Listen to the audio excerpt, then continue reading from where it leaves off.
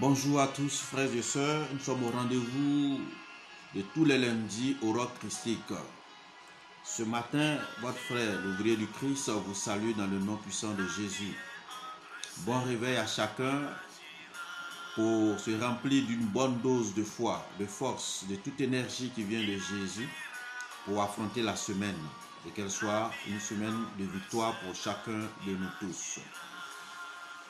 Ce matin, notre texte d'appui est tiré du livre de Luc, chapitre 5, versets 17 à 26. Luc, chapitre 5, versets 17 à 26. C'est le texte de ce matin. Alors, réveillez les autres, dites-leur que nous sommes là, que nous avons commencé. Partagez avec vos frères, avec vos sœurs, voilà, et que ce temps-là soit un temps agréable et favorable pour tout le monde. Que le Seigneur vous bénisse pour ceux qui suivent. Bergère Marie, bonjour à toi là-bas, depuis la paroisse de Godoumé. Que le Seigneur te bénisse et te fortifie pour ta présence. Partageons avec les autres. Et que ce temps-là soit un temps de joie pour le Seigneur, un temps de joie pour les enfants de Dieu.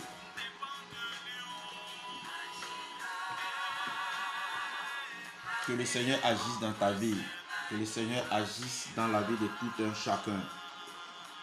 Nous manifestons la bonté de notre Dieu et il doit agir dans ta vie. Voilà, réveillez les autres, réveillez-les et partagez. C'est le moment de partager. Voilà, Dieu est en l'œuvre, il agit. Voilà, le Seigneur est avec nous.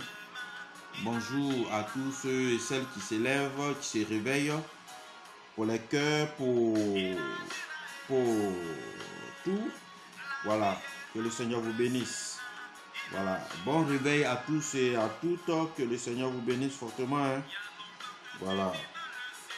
Nous sommes avec vous, comme d'habitude, pour partager la joie de Dieu, pour partager les merveilles de Dieu.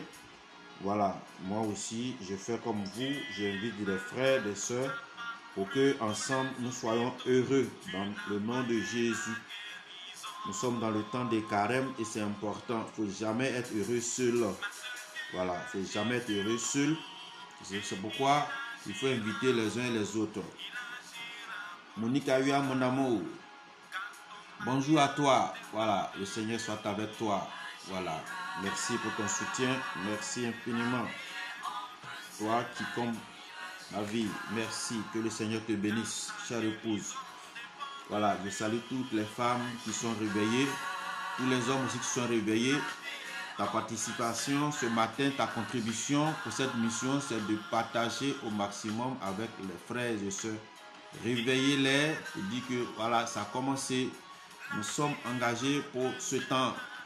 Alors, le texte d'appui, comme je l'ai dit, il est tiré du livre de Luc chapitre 5, versets 17 à 18. Un texte que tout le monde connaît, un texte que nous avons l'habitude d'entendre et que même nous avons lu plusieurs fois, mais aujourd'hui, alors nous allons voir. Et Jenny Kessé, voilà, salut à toi là-bas, partage, réveille tout le monde. Or, un jour qu'il était en train d'enseigner, il y avait dans l'assistance des pharisiens et des docteurs de la loi qui étaient venus de tous les villages de Galilée et de Judée, ainsi que de Jérusalem. Et la puissance du Seigneur était à l'œuvre pour faire opérer des guérisons. Survint des gens portant sur une civière un homme qui était paralysé.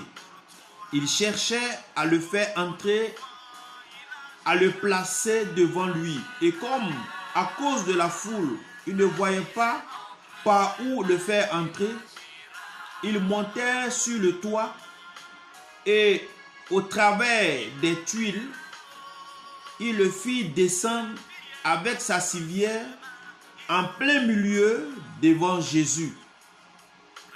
Voyant leur foi, il dit: tes péchés sont pardonnés. Les scribes et les pharisiens se mirent à raisonner. Quel est cet homme qui dit des blasphèmes? Qui peut pardonner les péchés sinon Dieu seul? Mais Jésus, connaissant leur raisonnement, leur rétorqua. Pourquoi raisonnez-vous dans vos cœurs? Qu'y a-t-il de plus facile de dire tes péchés te sont pardonnés, ou bien de dire lève-toi et marche? Eh bien, afin que vous sachiez que le Fils de l'homme a sur la terre autorité pour pardonner les péchés,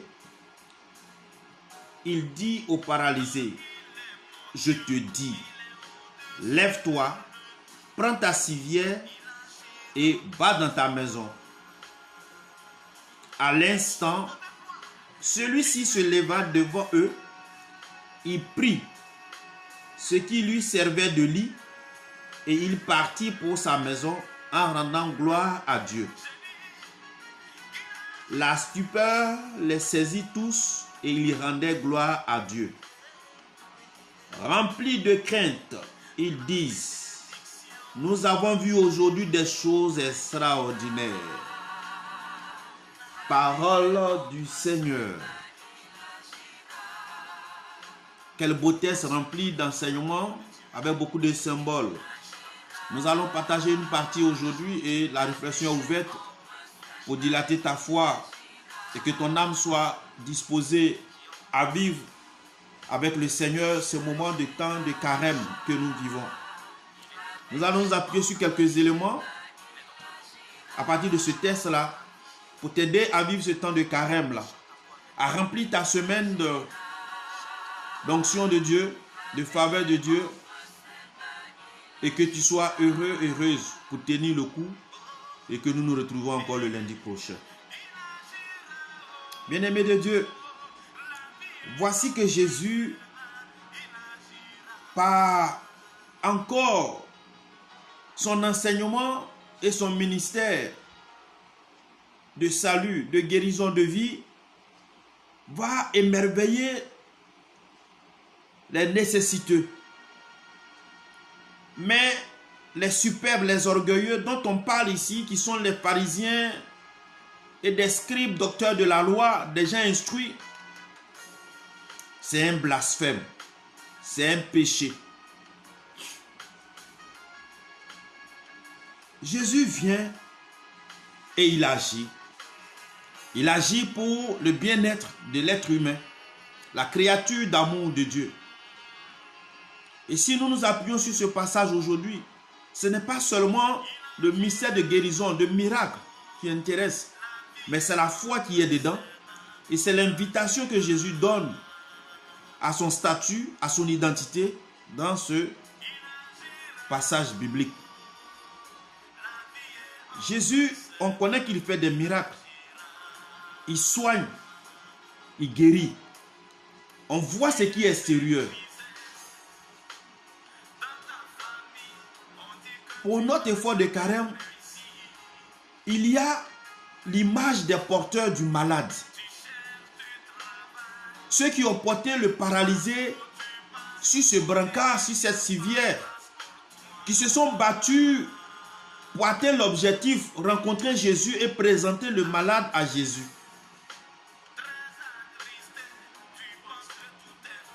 C'est un message pour dire, à un moment donné de la vie, on a beaucoup de paralysés, on a des aveugles, on a des malades de tous genres qui sont autour de nous, qui ont besoin d'être portés par nous afin d'atteindre Jésus.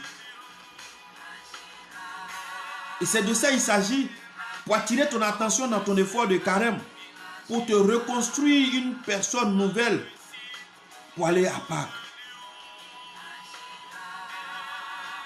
Il y a que des gens sont fatigués déjà de porter une autre personne en prière, d'intercéder pour leur famille ou pour la nation.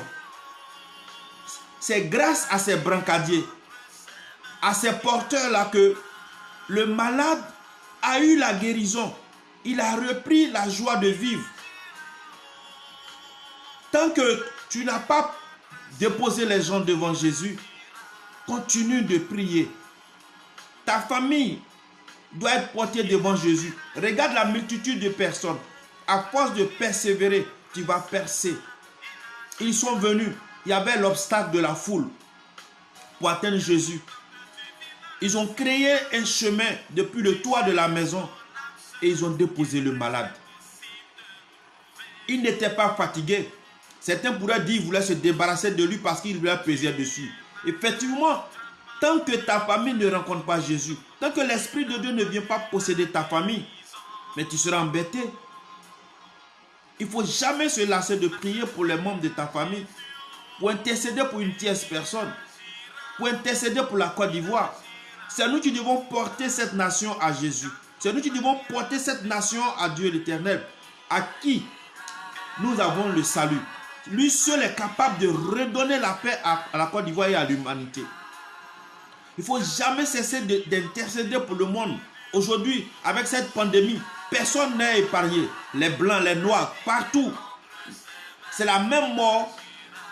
C'est l'être humain qui est frappé.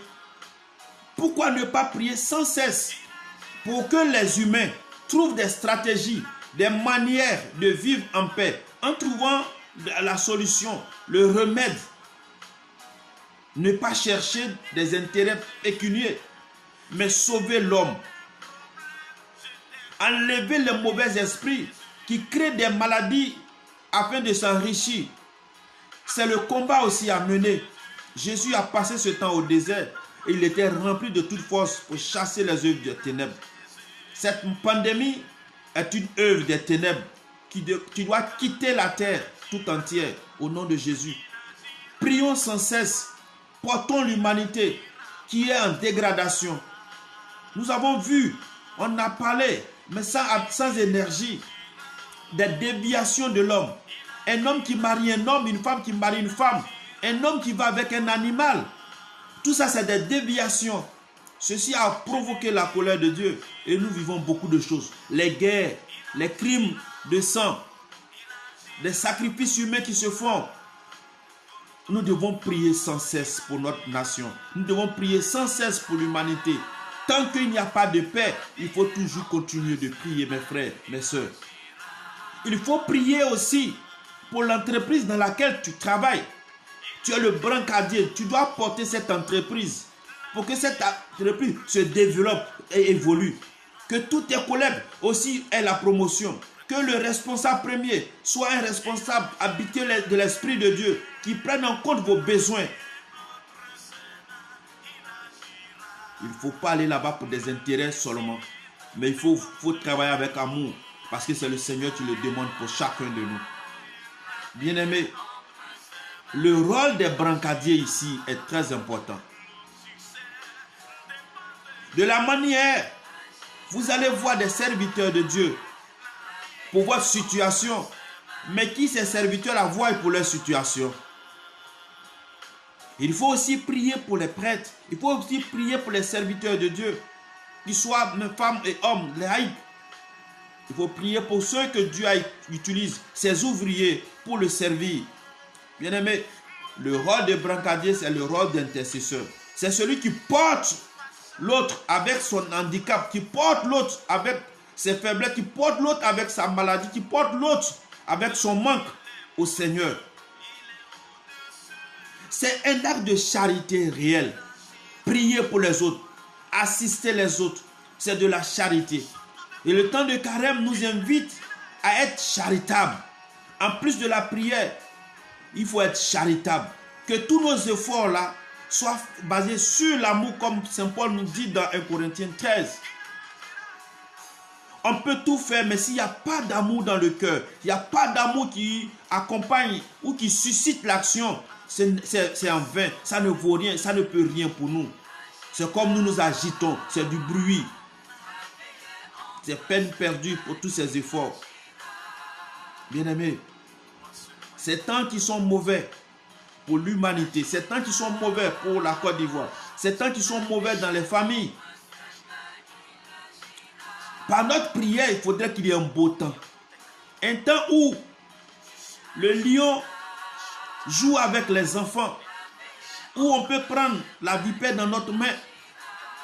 Il n'y a pas de méchant, il n'y a pas de bon. Tout le monde est bon et personne n'est méchant. Le temps de juger les autres est passé, mais le temps de prier pour les autres commence maintenant. C'est le temps d'intercéder pour les autres. Il ne faut pas juger les autorités étatiques, le président, les autorités qui gèrent. Il ne faut pas juger les guides religieux, mais c'est le temps de prier sérieusement pour eux. C'est le temps de prier pour ses semblables, ceux qui sont responsables. Tant que nous allons passer le temps à les dénigrer, à les critiquer, à les juger, à les condamner dans nos pensées, c'est le contraire de ce que nous cherchons qui va se produire. Nous voulons la paix, nous voulons la joie, nous voulons le partage des biens. Mais prions sérieusement que l'œuvre de l'esprit du mal qui les oppresse et qui font qu'ils n'ont pas de sentiments pour les autres ou qui ne voient pas, qu'ils sortent de ces situations-là et qu'il y ait la paix, qu'il y ait la joie pour tous. Ce temps est favorable pour que chacun de nous puisse revenir à Dieu en venant vers ses frères. Tu avais abandonné ta famille.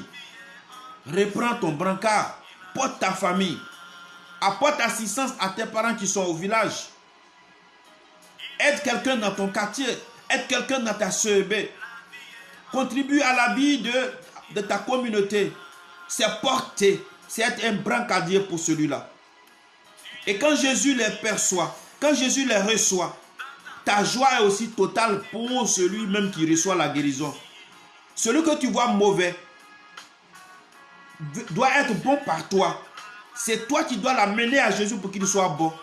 Directement ou indirectement, sois un brancardier de Jésus pour porter les gens à Jésus. Tu fais partie de son équipe de secours. Tu fais partie de son équipe d'intervention, de secours, d'urgence pour amener à lui les malades.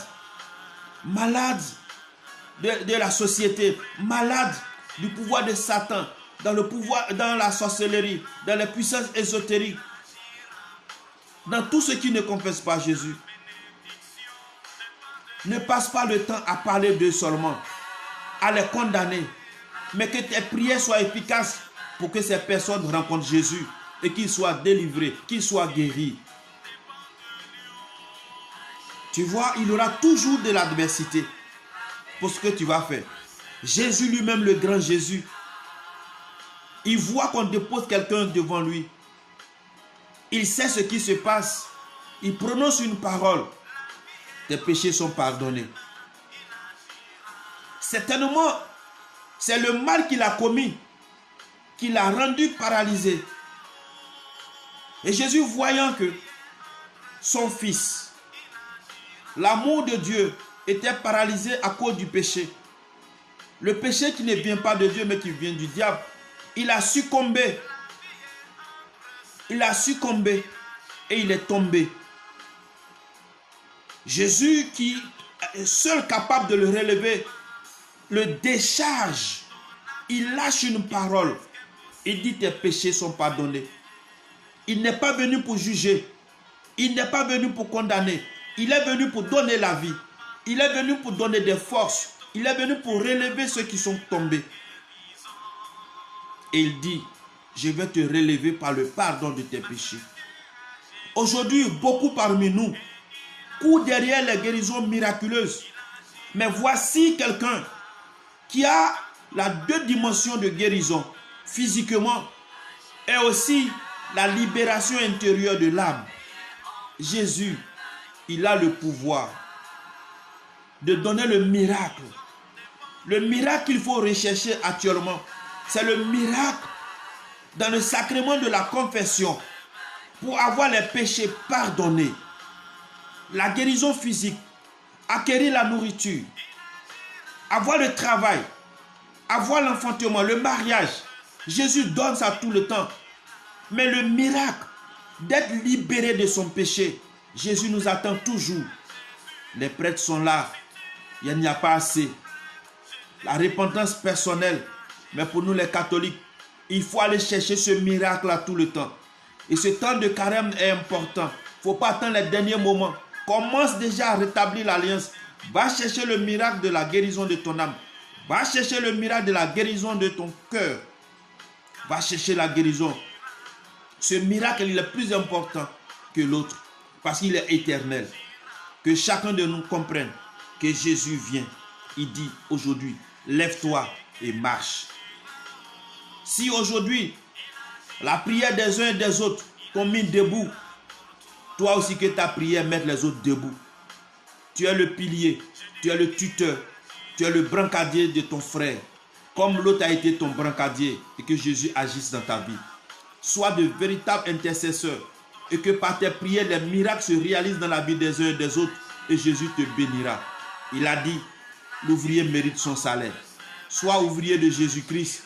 Travaille dans sa ville comme son serviteur, sa servante, à quelque niveau que ce soit dans ta maison, que ce soit dans ton quartier, que ce soit au travail, que ce soit dans la grande famille au village, que ce soit dans l'église, dans la communauté où tu es, que ce soit pour la politique, que ce soit pour la société elle-même. Sois un brancadier de Jésus. Sois un ouvrier de Jésus pour amener à lui toutes ces âmes souffrantes, pour amener à lui toutes ces personnes qui sont désespérées. Et la gloire de Dieu se manifestera dans ta vie. David a dit, je n'ai jamais vu quelqu'un servir Dieu en esprit, en vérité et être abandonné, ainsi que sa descendance. Que ce matin, toi qui m'as entendu et qui te mets en mouvement pour être le brancadier de Jésus pour tous les souffrants, tu as le salaire pour ton travail.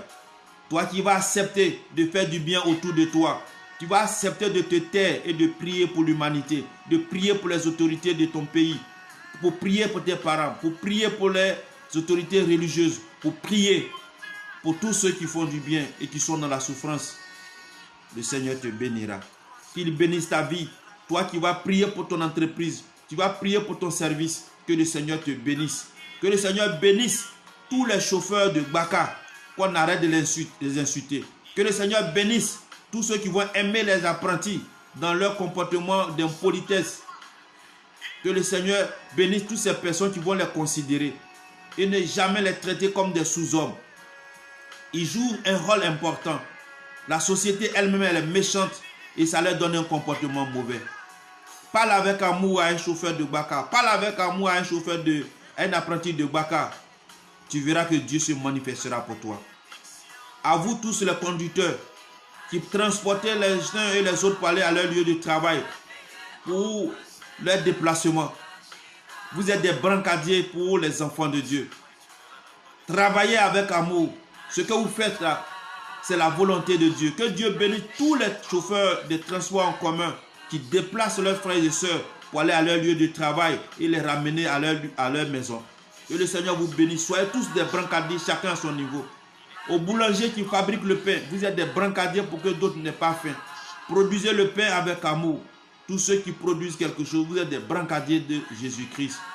En mettant Jésus dedans, en le faisant avec amour, vos activités vont prospérer. Ceux qui font la tenue, les coutures, les habits, pour que nous ne soyons pas nus, que nous soyons bien vêtus. Vous êtes des brancadiers de Jésus pour vêtir ses enfants. Jésus est le premier couturier. Dieu lui-même, quand Adam et Ève étaient là, ils se sont habillés avec des choses qui n'avaient pas de valeur. Il leur a donné des tenues de cuir de grande valeur. Prenez votre métier au sérieux. Que chacun soit un brancadier pour son frère dans l'activité que tu réalises. Moi, l'ouvrier du Christ, je suis ton brancadier pour te faire entendre la parole, pour te mettre en éveil, pour te fortifier, pour t'édifier, pour te soutenir. Que ma prière ce matin, parce que vous soyez préservés sur la voie pour aller au travail et revenir à la maison au nom de Jésus. Sur la base de sa parole qui dit, je bénis ton aller et ton retour. Que cette bénédiction s'attache à toi maintenant au nom puissant de Jésus. Que toute force d'opposition à ton bien-être dans ton lieu de service prenne feu et que tu ailles en paix au travail, que tu te réalises, que tu sois épanoui au nom puissant de Jésus. Je prie que la main de Dieu te guide, que la main de Dieu te fortifie, que la main de Dieu soit toujours avec toi. Reçois toute bénédiction que tu demandes de la part de Dieu, mais dispose-toi à être un brancadier pour les autres comme un bon samaritain. Que le Seigneur te garde, que le Seigneur te bénisse, qu'il te donne sa paix. Au nom puissant de Jésus, nous nous retrouvons le lundi prochain. Que le Seigneur te donne de demeurer vigilants et éveillés au nom de Jésus.